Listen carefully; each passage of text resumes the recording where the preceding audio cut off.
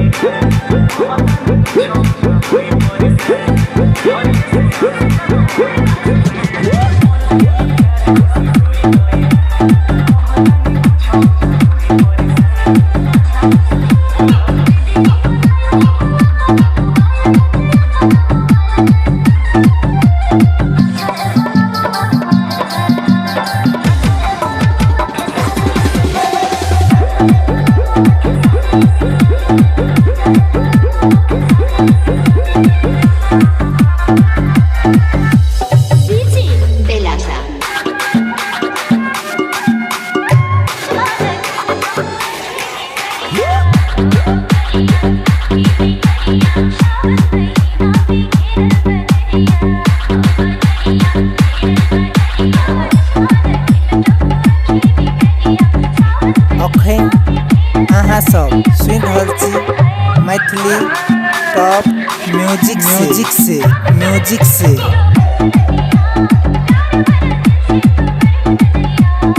अखन अहाँ सब सुनि रहल छी मैथिली टॉप म्यूजिक से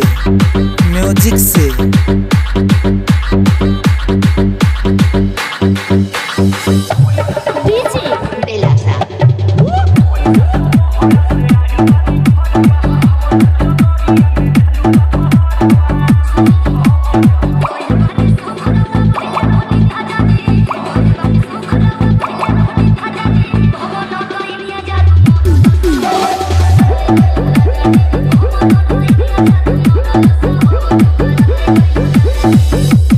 कहनो कि न द्वार बोलत हो न लंका द्वार लगाई थी न उगन पे कटना के भी खंडा कहीं आज हो में कनो भैया का समोर लौड़ा कस के खनो बस एक हसी रह गया पिता नहीं खिला फुटवा बस मोरा खान से हमने को लेके